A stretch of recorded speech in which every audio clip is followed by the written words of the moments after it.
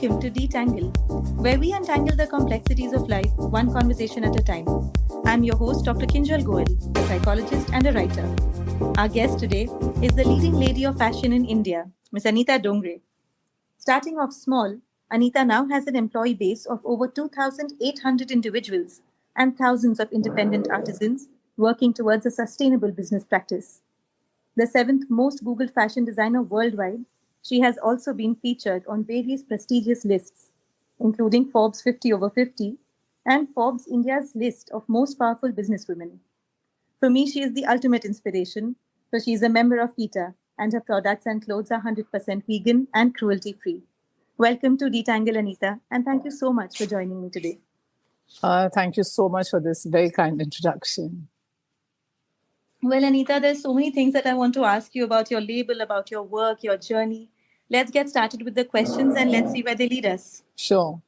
So let's talk about your inspiration and the beginning of your journey. Lead us in. How did you start and when did you reach your tipping point? I'm very fortunate that I, at a very young age, knew that I wanted to take up fashion designing. I realized at the age of 15 when I was in my 10th grade, and then I looked for fashion designing courses and I found S&DT when I was in my 12th grade. And that's it. I think the week I entered that college, I realized that I love what I do. Previously I was not a great, I was a very average student in school and very average student in college. I think only because whatever interested me, I wasn't doing. But once I got into S&DT, I think I blossomed. It's so way back then, but I left college and then worked for 2-3 years for some experience. And then I started the business from my home. How nice. So it's very different nowadays to hear of people who know what they want to do so early on. A lot of youngsters are floundering when they're in their but I think that's okay. I don't think we should expect every 15-year-old to know what they want to do. It's everybody's journey is different. And I think it's so important for young people to try out a few, if they're not sure of what they want to do, do probably small internships, visit a few places. And they can take their time. Somebody will know what they want to do at 15. Somebody will know what they want to do at 30. Somebody at 25. But it all depends on your own journey. True. Everyone has a different time to blossom. Yes. So, Anita, let's talk about your brand. What makes me very excited about the brand is that it's so boldly and proudly vegan. No animal abuse, no animal products. Is this a personal value you've always had or a family value that you've brought in? It's a very personal value and a family value, both. I think, we come from a family. I come from a Sindhi family, and non-veg is eaten. Though my parents didn't eat it that regularly, but maybe once or twice a month when we were entertaining. We were basically brought up on a vegetarian diet. But yes, as a young kid, I did eat mutton and fish and chicken was, fed to us. I think when I was about 13 or 14, I got transformed. I saw a goat being taken for slaughter, and I saw the look in that animal's eyes.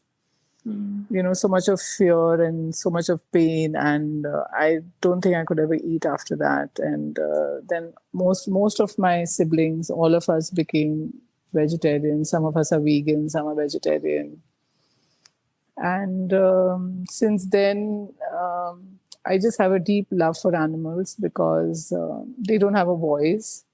And I think humanity has exploited animals since centuries, and we continue exploiting animals for our own selfish needs. And this is my personal philosophy. And I know, so many debates start on this veg, non-veg situation. True. I think everybody has to live their life by their personal beliefs and philosophies. And this is my personal belief that I don't want to eat an animal. I don't want to be part of that pain and suffering an animal goes through when an animal is slaughtered. And it's just my belief that I don't want to. I don't want to create any. I don't want to be the one who's creating violence, because I think animals die a very violent death. And I think today there's just And especially today when animals are factory farmed, that really really pains me, because they're being farmed to be killed eventually. They're raised in terrible conditions. So I wish for a world where every animal was free and every animal was, a free being.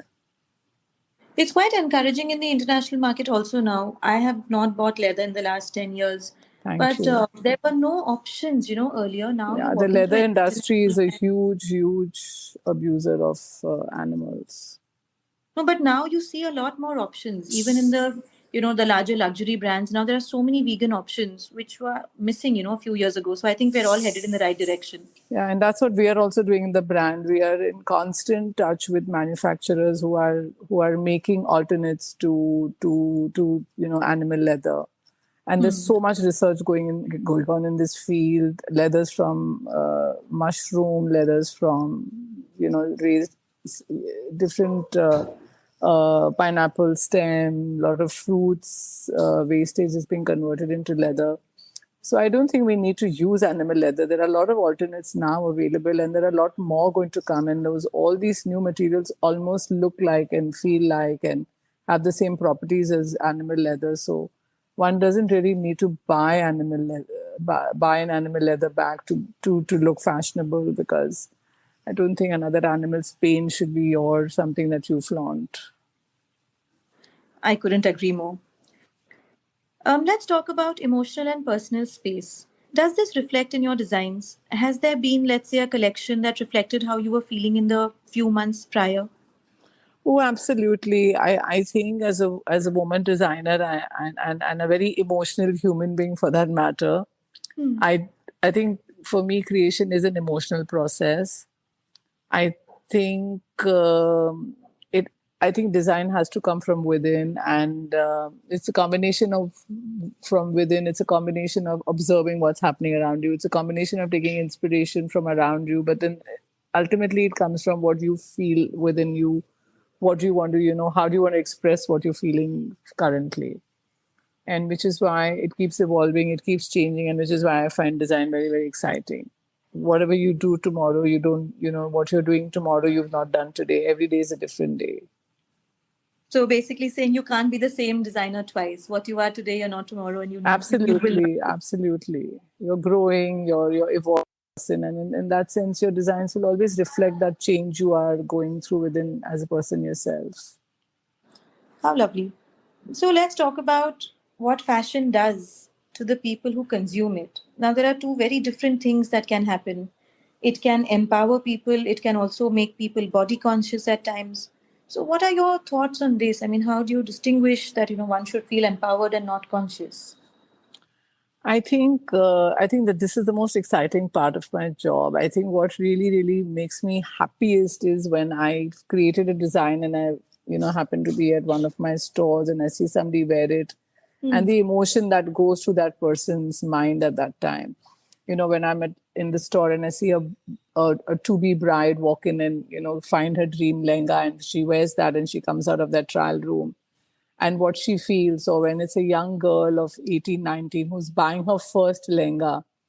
I'll never forget that. I had a very close friend's daughter who came in to get her first lehenga. She just finished her graduation. She'd never worn a lehenga. How nice. And we outfitted her in this beautiful lehenga choli. And she just came out of the trial room and she just kept looking at herself and said, "Oh my God, I'm feeling so wonderful. I'm feeling so feminine. I'm feeling like a woman." And she looked so different, in a lehenga choli, whether it's a girl wearing a sari for the first time. I think what I love about fashion is the emotions it brings within you. I meet men who tell me, when I met my wife and when I went on the first date, she was wearing this red dress, and when I asked her where it's from, she said it's from your brand. So I just think fashion, clothing has so many memories and so many emotions, and it's so empowering. Today if you're wearing the right outfit as a woman or a man, you're ready to face the world. You wake up in the morning and just wearing the right clothes can take your confidence level up another 10 100%.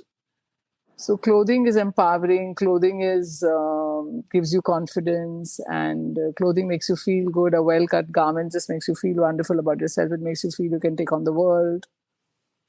It's special what you wear for special occasions. You'll always remember, this is what I wore, this is how I felt in it. So I think to me, it's pure emotion.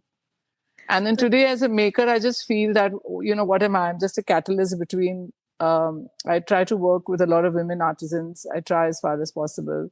Hmm. So for me, fashion is I'm this creator who's the catalyst, who's creating designs so that a woman somewhere in rural India can embroider or stitch and empower her family, and some other woman in maybe New York or London or Dubai would be wearing it, and it makes her day beautiful. So Yeah, it's so nice. It's such a beautiful way to actually bring the world together. I mean, yeah, it's I just feel this is where I'm bringing the world together. There's a woman wearing this somewhere in the western part of the world, and then somewhere there's in a little village a woman is embroidering it, and it's just so beautiful. I just think, yeah, I love that about my job. how nice. There are such subtle yet powerful values that you bring into your workspace. How do you bring this to your whole team? I mean, from production to sales, the mindset has to be the same, isn't it? But is it a tough job for you?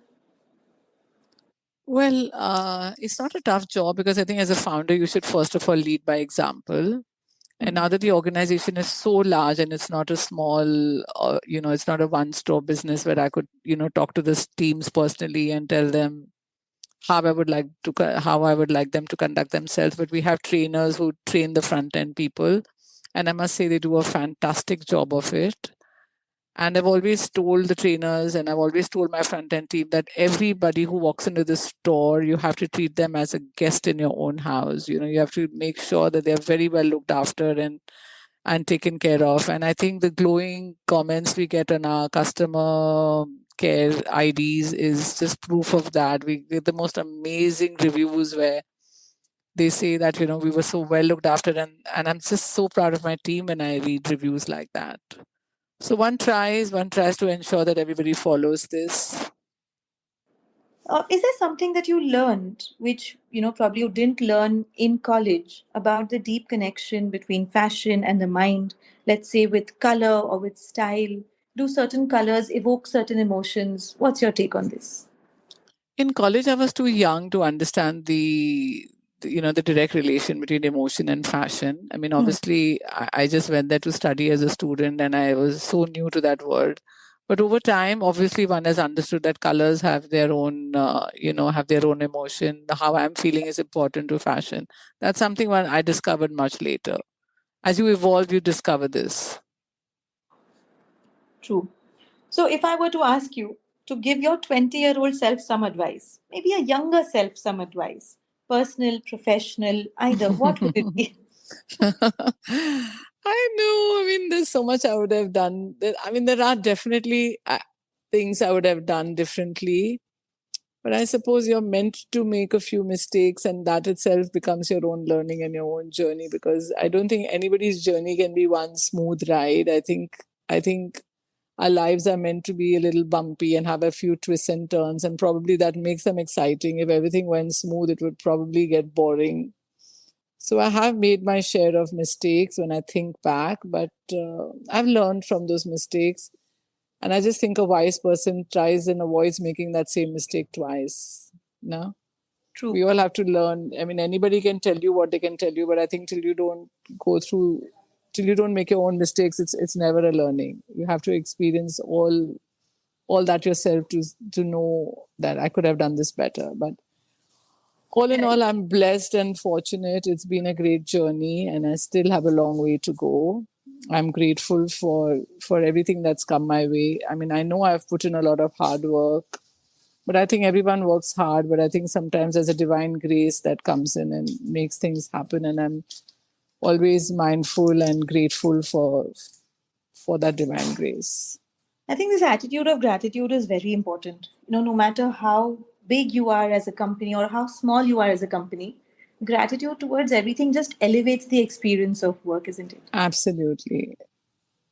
Lovely. So let me ask you, if you were to give advice to a younger designer who's just starting out, do you think that everyone needs a formal education in fashion? Or do you think sometimes it's just an inherent skill that people can use even without a formal education? I think if you're inherently skilled and you don't have a formal education, you'll still do fine. But at the same time, a formal education is just so nice. It's so lovely to be a student and to learn. Oh, well, yes. So, you learn from the best professors in the business. Most of our institutes today have some amazing teachers. So I would advise everyone to take a formal training. I mean, why not? If you can afford it, please do a formal training. Yes, if you're talented, you learn on the job. But you'll never forget those years in college because they're just so precious.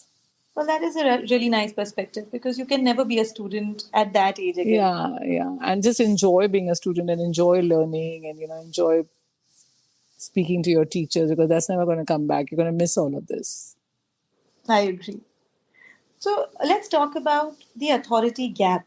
In most businesses, men are taken more seriously than women. Women have to prove themselves a little bit more.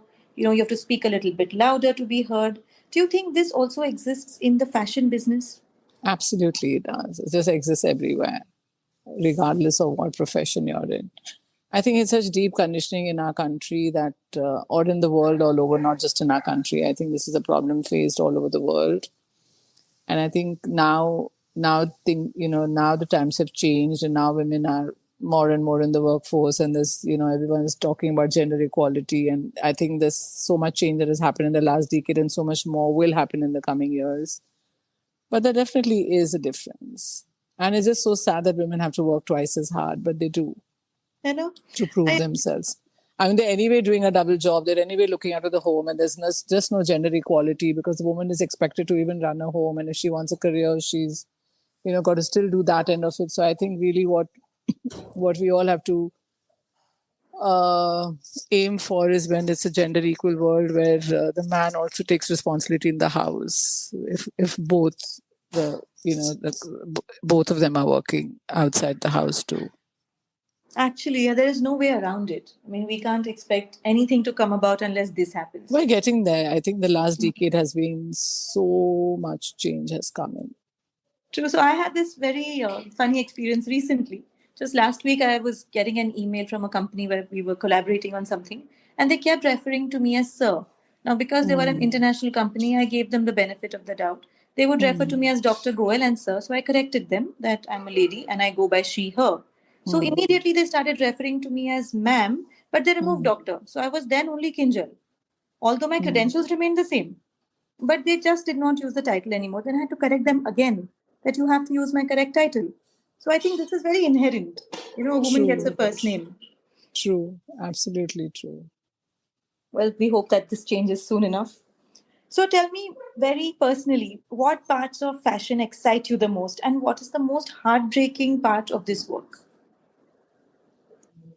What excites me most is creating. I mean, I really don't enjoy the operational side of the business, though as being a founder, I have to be involved in the operational side too. But what I really, really enjoy is just designing, creating, traveling, discovering crafts, discovering how I can transform lives.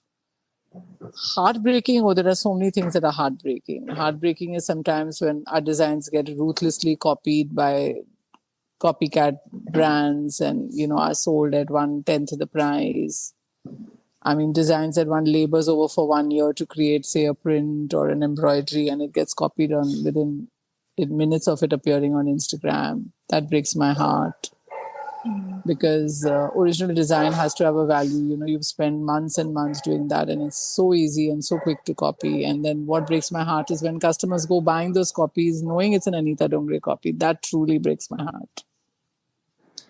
I really think the customers should now start being a little more fiercely loyal. Yes. Yes, I agree. I think this is something that the onus falls completely on the customer. That if you know it, stay away from it. Yes, at least try to. So, Anita, let me ask you a personal question that I ask all my guests. We all know what's a physical first aid box, something in which we keep some band-aids, maybe some painkillers, some antiseptic, for those minor cuts and bruises. But if you were to keep a mental first aid box with things which make you instantly happy, for those days when you're emotionally run down and you just want to take care of your emotions, what would you put in a box like this, which, the minute you opened, you would feel really happy? Well, I do. I have a kind of a little notes to myself, which is on my iPad and on my phone. It's like a little letter to Anita, which I have written to myself for days when I feel down and out, and it's just some wisdom that I've gained over the years, which is put in a long letter to me, and I just read that, and then I feel centered and I feel fine. That's one thing I do. And the second thing would be just to call my mom or maybe go see her, because to me she's such an inspiration of resilience that just being with her also just takes me in a very, very happy space. How nice. That seems like a really effective first aid box. I mean, you have something which is family, anyone in the family, mom mostly, but I have 2 sisters, I have 3 brothers. We're a very close knit family. So just spending time with family is my first aid kit, and that letter to myself. How nice. I think that I'm going to have this as a takeaway. Putting in something to yourself and keeping it handy can actually help a lot of us when we are having bad days. So I hope you got to be your own healer, because you know your mind has gone in straight in a different direction, because it's just bringing the mind back to awareness, to gratitude, to just stuff like that. I think gratitude and awareness. How nice. Well, this one I'm going to try today itself. So before we come to an end of this discussion, is there any question that you would like to ask me as a psychologist? Oh, wow. That's so interesting. Yeah, I mean, I started the business 40 years ago. Now there's a lot of young people who work in the company. And, there's so much being said about Gen Z, Gen Y, and the way they think and the way and, in a company you're now today dealing with various generations, right? From somebody who's 60 to somebody who's as young as 21, 22. And kind of how do you communicate with them so that how do you communicate with so many different generations? Because I think they need different communication skills. I think this is one of the most pertinent questions anybody has asked. I mean, this is something parents struggle with, this is something employers struggle with, and this is something employees also struggle with, because at the end of the day, everybody needs great communication for any kind of success. Yeah. I think if you've understood that, a generation has changed, that is your first step in awareness. What happened earlier is generations changed every maybe 10 to 15 years. But now generations are changing every 2 years. They come up with a new mindset. The mindset is so different. And understanding what they need, maybe not accepting all of it, but just understanding brings that awareness. For example, instant gratification. So if there is a younger employee who needs an instant bonus or an instant validation for good work, it might work better for them rather than for an older employee who might be very happy doing great work over 6 months and then being applauded. Yeah, that's what I'm learning now. I'm just reading up a lot, and I'm learning to communicate differently with different people. I realize that I can't change the person opposite me, but I have to change every time I talk to a different person. Oh, and it can be a total game changer. I mean, once you know that, the person in front is from a different generation altogether, and they can be very effective. I mean, I think this next generation is very powerful. If communication... Oh, yes. So when I ask this mental first aid box question, usually my podcast guests are, in the same age group and they have been working for at least 2 or 3 decades. And I get very nice metaphysical answers. I get beautiful boxes. I asked this question to my 14-year-old daughter, and she said, Mom, I'll put all of these nice things, but I'll also put a wad of cash because I also need retail therapy at times. And I said, so spoken like a true 14-year-old. Yeah, and it's true, it works. So why not? They know what works for them, So this generation is indeed powerful, and they're quite centered into what they want. But well, it's been such a nice conversation, Anita. I mean, from all the experience that you've brought into the conversation, there's so much that we can actually see. When you look at a fashion brand, all you see is luxury and comfort and beauty. But all these artisans working in the background, these dots being joined, this whole picture being formed across the globe, I think it's magnificent. So thank you for showing this part to us, and thank you for joining me on Detangle. It's been such a pleasure. Thank you so much for having me.